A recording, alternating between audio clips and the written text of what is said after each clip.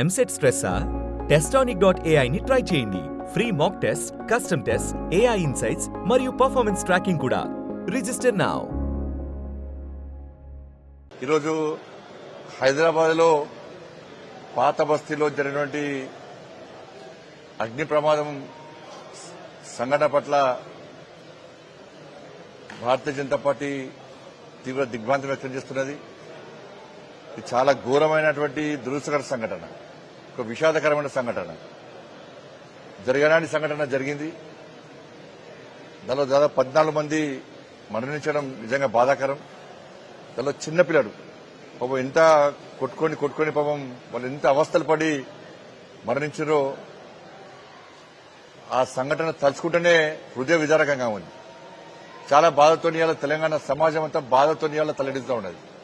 అంత దారుణమైన సంఘటన హైదరాబాద్లో పాతబస్తీ సంఘటన. 14 మంది చనిపోవడం బాధాకరం. మిగతా వాళ్ళు కూడా త్వరగా కోలుకోవాలని చెప్పి, చనిపోయిన వారి యొక్క ఆత్మకు శాంతి చేకూర్చాలని చెప్పి, వాళ్ళ కుటుంబాలకు ఒక మనోధైర్యం కల్పించాలని చెప్పి ఆ అమ్మవారిని వేడుకుంటున్నాం.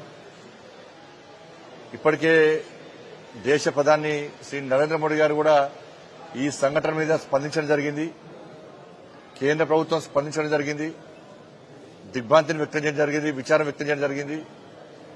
చనిపోయిన కుటుంబాలకు 2 లక్షల రూపాయల ఆర్థిక సాయం, గాయపడ్డ వారికి కూడా 50,000 రూపాయల ఆర్థిక సాయం స్వయంగా ప్రధానమంత్రి గారు ప్రకటించడం జరిగింది. సరే, ఏవి ప్రకటించినప్పుడు కూడా ఒకసారి సంఘటన జరిగినప్పుడు అటువంటి సంఘటనలు పునరావృతం కాకుండా రాష్ట్ర ప్రభుత్వం చర్యలు తీసుకోవాల్సిన బాధ్యత రాష్ట్ర ప్రభుత్వం మీద ఉంది. కాబట్టి ఇటువంటి సంఘటనలు పునరావృతం కాకుండా రాష్ట్ర ప్రభుత్వం చర్యలు తీసుకోవాలని చెప్పి కోరుతా ఉన్నాం. దాంతోపాటు ఆ కుటుంబాలను కూడా రాష్ట్ర ప్రభుత్వం ఆదుకోవాలని చెప్పి, చాలా పేద కుటుంబాలు ఉన్నాయి అందులో, గాయపడ్డ వారికి మెరుగైన చికిత్స అందించాలని చెప్పి భారతీయ జనతా పార్టీ రాష్ట్ర ప్రభుత్వాన్ని కోరుతా ఉన్నది. అదేవిధంగా ఈ నెల 22వ తారీఖు నాడు దేశవ్యాప్తంగా ఉన్నటువంటి 102 రైల్వే స్టేషన్లను అమృత్ భారత్ పథకం కింద 25,000 కోట్ల రూపాయలతోని 1,350 రైల్వే స్టేషన్లను అత్యాధునికంగా అన్ని సౌకర్యాలతో, హంగు ఆర్పాటాలతో ఏర్పాటు చేయాలని చెప్పి నరేంద్ర మోడీ గారి ప్రభుత్వం నిర్ణయించింది.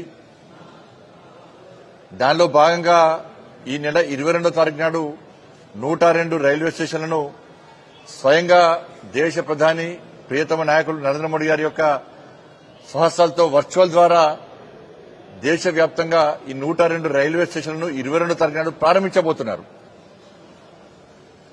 ఈ 102 రైల్వే స్టేషన్లో తెలంగాణ రాష్ట్రానికి సంబంధించి 3 రైల్వే స్టేషన్లు ఉన్నాయి. బేగంపేట్, వరంగల్, కరీంనగర్. దానిలో కరీంనగర్ రైల్వే స్టేషన్ ఉండడం నిజంగా అదృష్టంగా భావిస్తున్నాం. 25,000 కోట్ల రూపాయలతోనే అభివృద్ధి చేస్తున్నాం. దానిలో తెలంగాణ రాష్ట్రంలో 2,000 కోట్ల రూపాయల నిధులతోని 40 రైల్వే స్టేషన్లను అమృత్ భారత్ పథకం కింద అభివృద్ధి చేస్తున్నాం. కరీంనగర్ రైల్వే స్టేషన్ 33 కోట్ల 33 లక్షల రూపాయలతోని ఈ రైల్వే స్టేషన్లను అన్ని రకాలుగా అభివృద్ధి చేయడం జరుగుతున్నది. 2023 ఆగస్టులో ప్రారంభించిన పనులు ఇలా పూర్తవుతున్నాయి.